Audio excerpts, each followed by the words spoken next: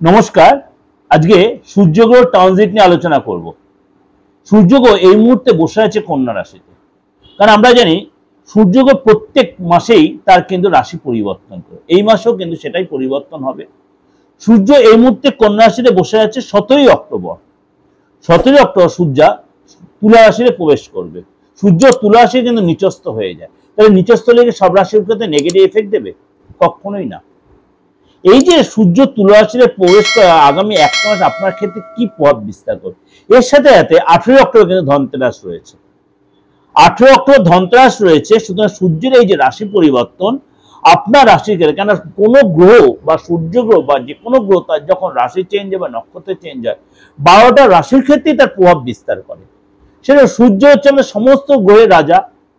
সে যখন তার নিচস্থ হচ্ছে, তুলা রাশি সূর্য নিচস্থ হচ্ছে, তাহলে কি প্রভাব বিস্তার? তাহলে কি সব রাশির ক্ষেত্রে খারাপ প্রভাব করবে? কখনোই না।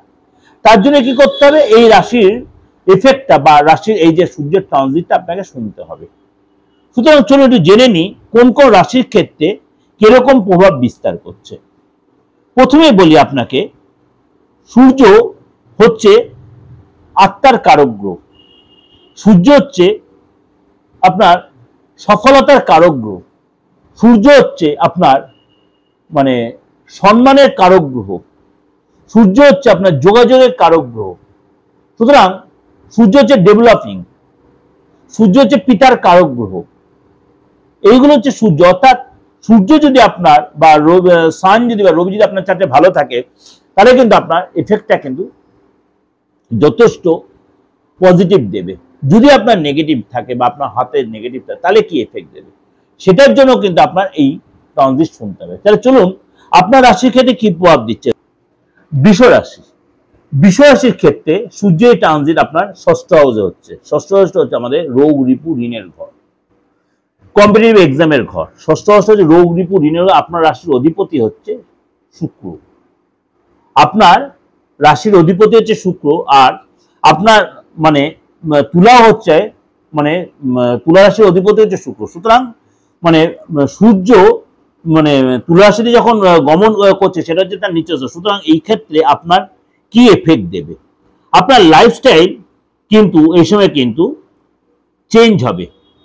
এই সময় কিন্তু আপনার খাওয়া দাওয়ারের মধ্যে লাইফস্টাইল চেঞ্জ করতে হবে, চেঞ্জ হবে।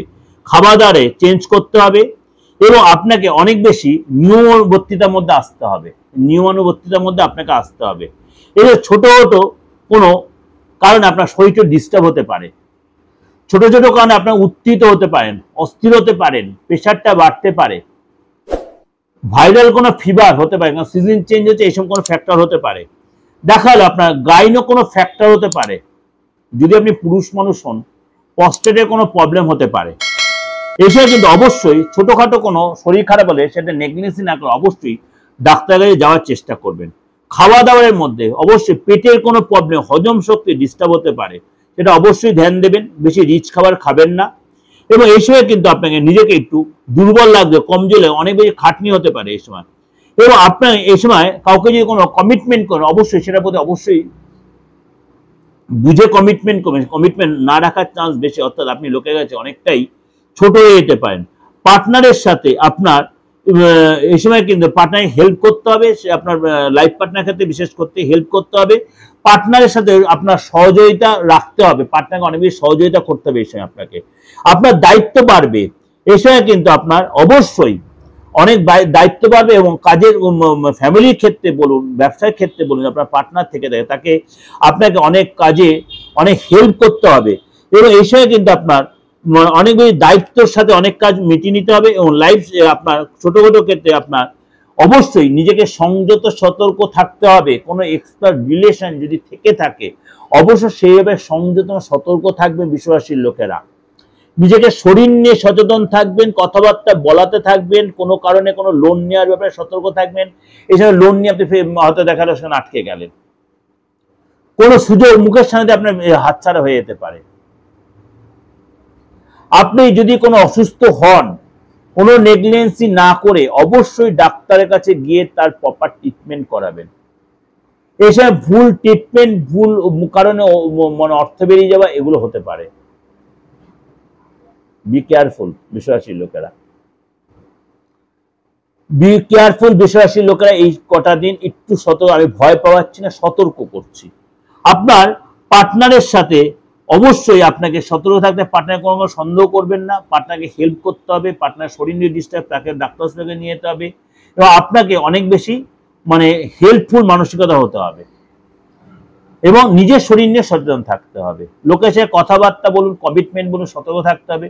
ট্রানজেকশনের সাথে আপনার অনেক, যদি আপনার বাচ্চার মানে সূর্যের সিচুয়েশন ভালো থাকে, আপনি এইগুলো এত কিছু চাপের সম্মুখীন আপনি হবেন না, কিন্তু আপনাকে কিছু কিছু সতর্ক সচেতন থাকতে হবে, চোখ কান খুলে চলতে হবে, খাওয়া দাওয়া কন্ট্রোল রাখতে হবে, কথাবার্তা কন্ট্রোল, কাউকে কমিট করলে সেটা বুঝে কমিট, আপনি কতটা পারবেন সে সাথে। আপনার শত্রুতামি, আপনার সে কেউ শত্রুতামি করতে পারে, গোপন শত্রু তৈরি হতে পারে। যদি কোনো সম্পত্তি কেনার প্ল্যান থাকে, অবশ্যই সেটা কটা দিন অ্যাভয়েড করবেন।